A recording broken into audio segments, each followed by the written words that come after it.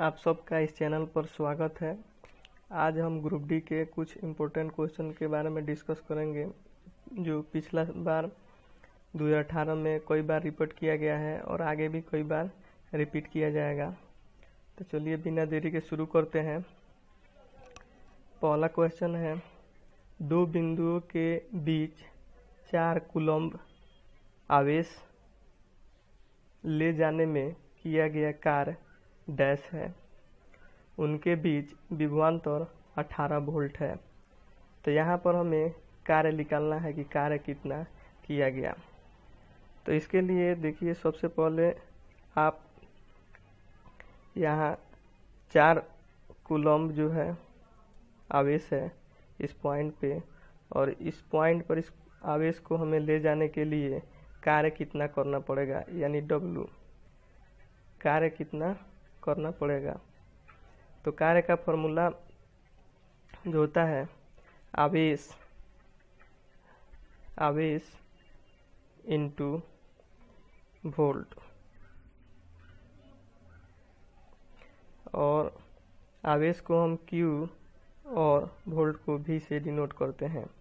तो यहाँ पे आवेश हमें 4 कूलम्ब दिया गया है, 4 कूलम्ब पुट करेंगे इनटू वोल्ट मेरा 18 वोल्ट है, तो 18 वोल्ट पुट करेंगे। तो यहाँ पर 18 चौका 72 होगा, तो यहाँ 72 जूल आंसर आएगा। क्योंकि कार्य का यूनिट जूल होता है तो 72 जूल आएगा, जो कि आपका सी नंबर आंसर करेक्ट होगा। दूसरा क्वेश्चन है, 3 समान प्रतिरोध जिसका मान 6 ओम है एक दूसरे के साथ समानांतर क्रम में जुड़े हुए हैं। इस संयोजन का तुल्य प्रतिरोध डैश होगा। यानी 3 समान प्रतिरोध समानांतर क्रम में जुड़ा हुआ है। जो 3 बना लेते हैं समानांतर क्रम का प्रतिरोध, यह 6 ओम का है। पहला R1 मान लेते हैं इसको, दूसरा भी 6 ओम का है, R2 मान लेते हैं, और तीसरा भी 6 ओम का है जिसे R3 मान लेते हैं। क्योंकि इन सब को समानांतर क्रम में जोड़ा गया है तो इनका तुल्य प्रतिरोध ज्ञात करना है। मान लेते हैं बैटरी जुड़ा हुआ है, सेल जुड़ा हुआ है, ई वोल्ट। तो यहाँ तुल्य प्रतिरोध ज्ञात करने के लिए हमें फॉर्मूला होता है 1/R total is equal to 1/R1 plus 1/R2 plus 1/R3 dash dash infinity तक होता है। लेकिन हमें 3 प्रतिरोध को ही श्रेणी समानांतर क्रम जोड़ना है, तो इसलिए हम 1/6 प्लस 1/6 प्लस 1/6 को ऐड करेंगे।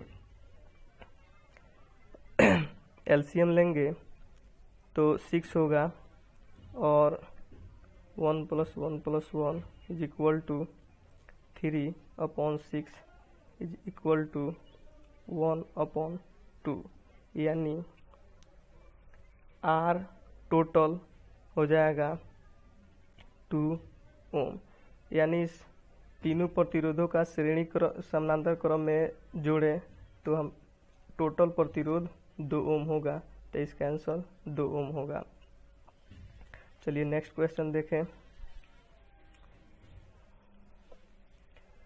तो नेक्स्ट क्वेश्चन कह रहा है, 10 ओम के प्रतिरोध में 5 एम्पियर 0.5 एम्पियर की धारा प्रवाहित हो रही है। इस प्रतिरोध में से 1 मिनट में प्रवाहित होने वाले आवेश की मात्रा होगी। यानी एक वायर है, तार है, उस तार का प्रतिरोध जो है रेजिस्टेंस है 10 ओम, और इस 10 ओम प्रतिरोध वाले तार से 0.5 एम्पियर का धारा प्रवाहित की जा रही है। और इस धारा से टाइम यानी 1 मिनट में प्रवाहित होने वाली धारा का मान ज्ञात करना है। तो इसके लिए सबसे पहले हमें ज्ञात होना चाहिए इसका फॉर्मूला, तभी इसको हम अच्छे से सॉल्व कर पाएंगे। अन्यथा सॉल्व करने में परेशानी होगी। तो हम जानते हैं कि धारा I जो होता है बराबर होता है Q/T के, यानी आवेश बटा टाइम के। और यह जो समय होता है, समय का SI यूनिट सेकेंड होता है, तो यहाँ टाइम सेकेंड में लेना होगा। कई बच्चे करते क्या हैं कि कोई फॉर्मूला तो लिख लेते हैं I=Q/T, लेकिन टाइम मिनट में ही पुट करते हैं और उनका आंसर गलत हो जाता है। इसलिए हम उनको सलाह देंगे कि यूनिट जो SI फिजिक्स का जो यूनिट है, यूनिट पर विशेष फिजिक्स में ध्यान दिया जाता है। तो यहाँ धारा का जो मान है 0.5 यानी 1/2 is equal to Q upon time जो है 1 मिनट है, 1 मिनट टाइम। इस टाइम को हम सेकेंड में कन्वर्ट करेंगे तो 1 minute is equal to 60 second. तो यहाँ पर हम 60 सेकेंड सॉल्व करेंगे, पुट करेंगे और कट करेंगे तो 30 आएगा, यानी Q is equal to 30 coulomb. 30 coulomb यानी हमारा आंसर बॉल होगा। चलिए नेक्स्ट क्वेश्चन देखते हैं।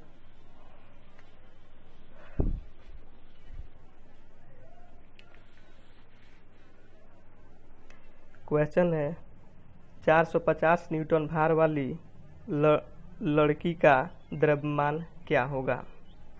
तो हम जानते हैं कि द्रव्यमान का फॉर्मूला वेट यानी वेट का जो फॉर्मूला होता है m/g होता है। यह g जो है गुरुत्वीय त्वरण होता है। इसका SI यूनिट 9.8 मीटर प्रति सेकेंड स्क्वायर लिया जाता है। तो चूंकि यह गुरुत्वीय त्वरण है और यह द्रव्यमान है, दोनों को गुना करने से एक प्रकार का बल प्राप्त होता है। चूंकि हम जानते हैं F is equal to force जो होता है द्रव्यमान और इंटू द्रव्यमान और त्वरण के बराबर होता है। तो उसी प्रकार वेट जो है एक प्रकार का फोर्स होता है जिसमें द्रव्यमान और एक गुरुत्वीय त्वरण लिया जाता है। तो वेट जो है 450 न्यूटन दिया गया है और द्रव्यमान निकालना है, लड़की का द्रव्यमान हमें निकालना है और गुरुत्वीय त्वरण 9.8 पुट किया जाता है। 9.8 लिया जाता है स्टैंडर्ड, जब तक 10 कहीं न जाए। तो यहाँ पर हम द्रव्यमान को जब सॉल्व करेंगे तो द्रव्यमान जो होगा वह 45.9 kg आएगा। आप इसे कैलकुलेट कर सकते हैं। तो यहाँ 45.9 kg आएगा। तो लड़की का द्रव्यमान जो होगा वह ऑप्शन डी के अनुसार 45.9 kg होगा। क्योंकि इस क्वेश्चन को कई तरीक़ा से पूछा जाता है, तो इस क्वेश्चन को ध्यान रखें कि वेट जो होता है वह मास और त्वरण का गुणनफल होता है। कई बार एग्जाम में वेट का SI यूनिट पूछ लिया जाता है। तो वेट का SI यूनिट यानी W का SI यूनिट न्यूटन होता है। वेट को हिंदी में कई तरीक़े से पूछा जाता है। जैसे वेट को हम वजन कहते हैं। वेट को भार के रूप में कई बार पूछता है और उसका पूछने का सेंस होता है वेट यानी कि भार और भार यानी कि बल से उसका संबंध होता है। तो इस पर विशेष ध्यान दिया जाए कि बल, भार, वेट सब एक ही टर्म है और इनका SI यूनिट न्यूटन लिया जाता है। चलिए दूसरा क्वेश्चन देखते हैं।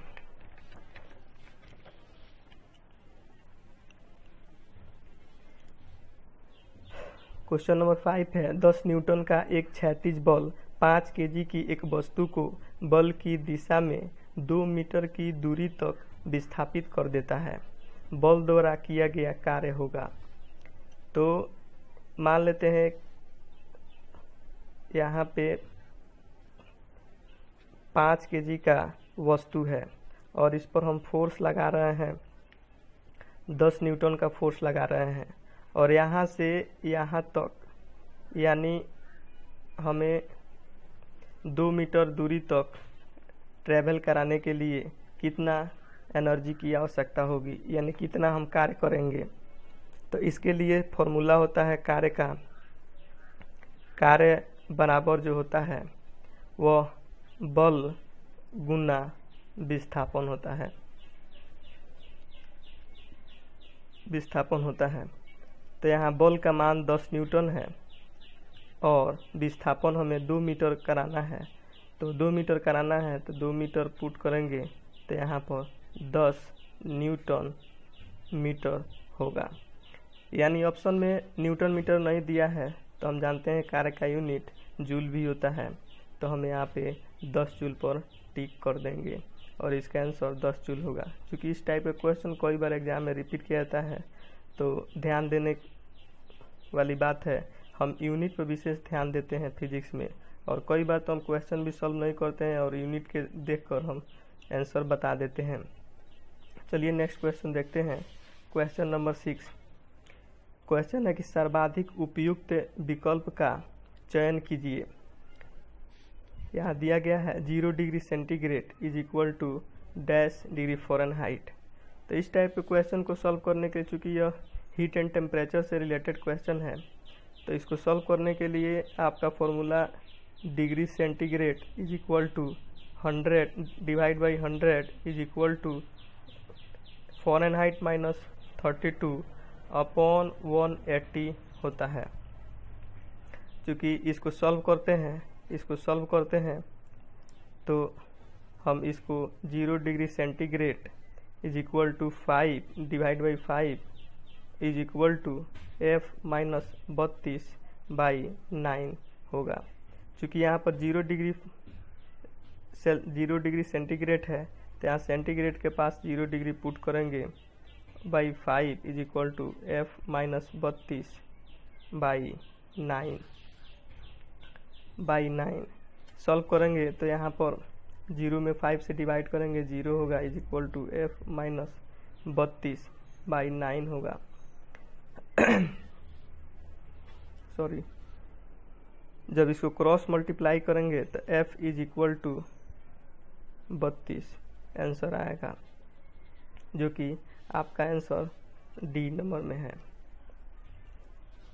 तो आज के लिए इतना ही दोस्तों, मिलते हैं कोई नेक्स्ट वीडियो में, तब तक के लिए धन्यवाद, गुड बाय।